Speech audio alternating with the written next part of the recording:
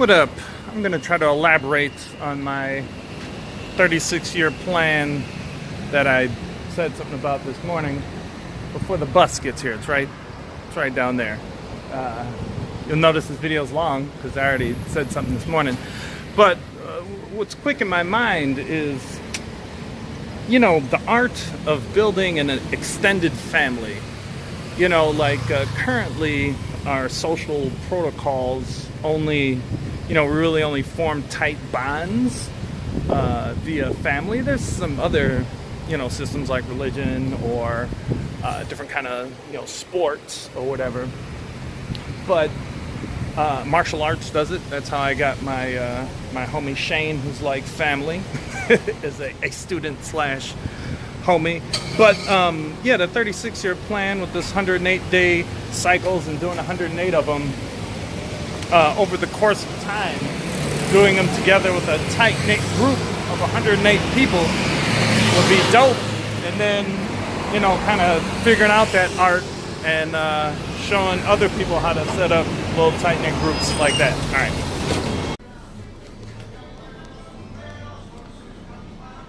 Just throwing this in here because why not?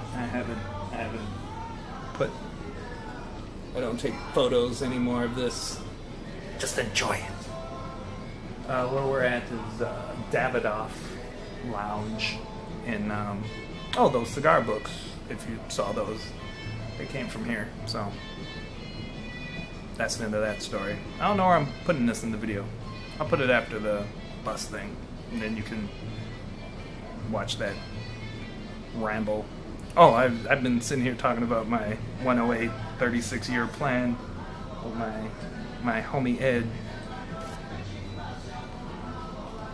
I like it. You'll hear about it more later, I'm sure. Yo, what's up, dudes? And mom, since mom watches these.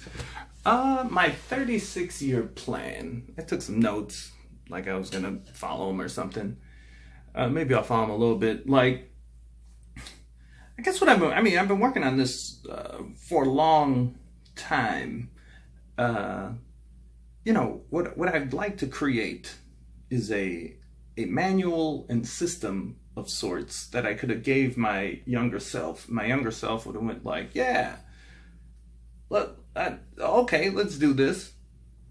And what comes to mind? My younger self, there were two things that were really appealing, if I think back. One was Shaolin, being like a monk, Shaolin monks, Shaolin temple, monastery, I don't know, working out and meditating and eating rice. I guess a few things were interesting. I liked the idea of being a hermit,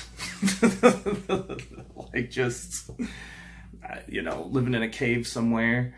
The military was appealing.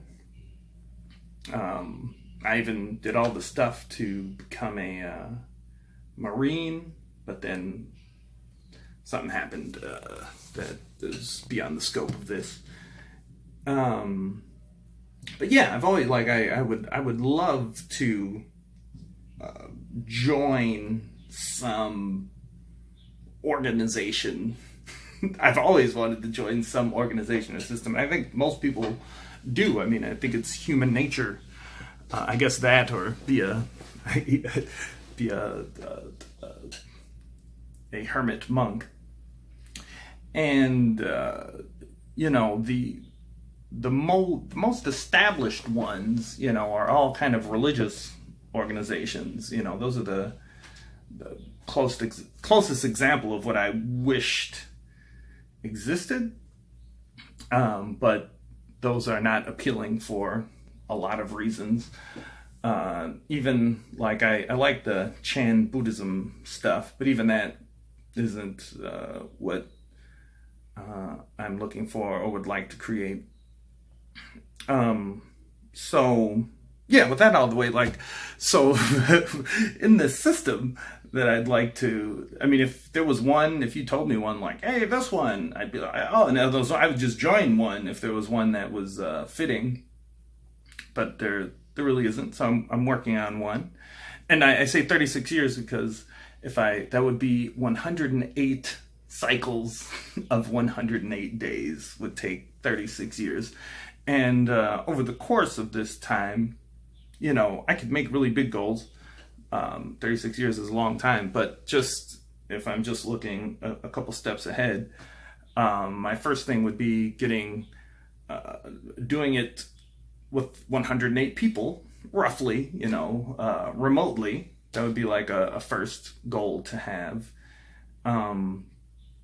And then another goal after that would be maybe there's 108 different groups with, different number. I think it would be weird to get exactly 108. Like, even if you had exactly 108 people at the beginning, people would, a percentage of them wouldn't make it through the whole thing or whatever. But, first, just 108 people I'm doing it with. Second, I can work on now groupings of that 108, and also be working on doing it where there's 108 people locally that I'm doing it with, and kind of like 108 isn't totally arbitrary, but I mean it could be any number.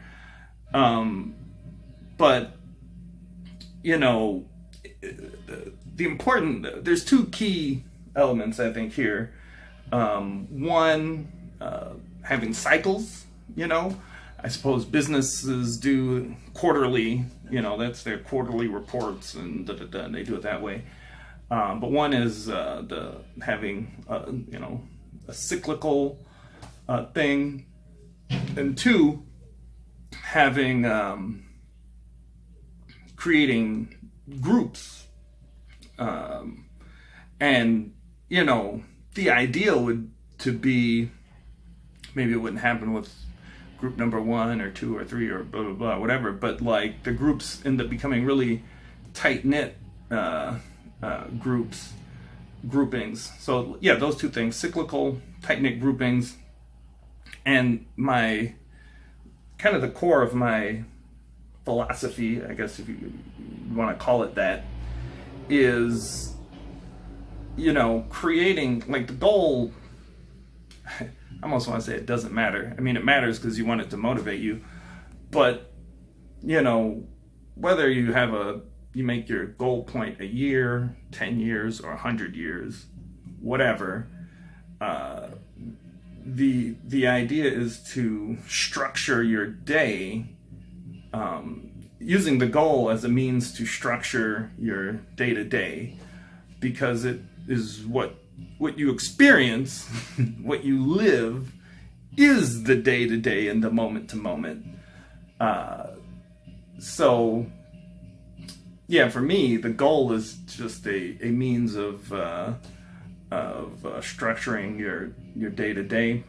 Anyhow, yeah, that's it. I was gonna, maybe I'll edit it in, maybe I won't. If I don't, I'll just put a link to it.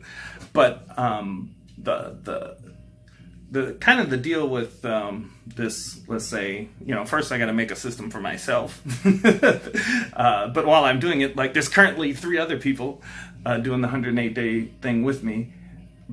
So that's the thing. What I was saying, the link below is like, what I like to think about is Linux, or just open source stuff in general. But Linux is beautiful because, a part of what I want to be inherent in this system, principles, whatever it is I come up with, I would like it to,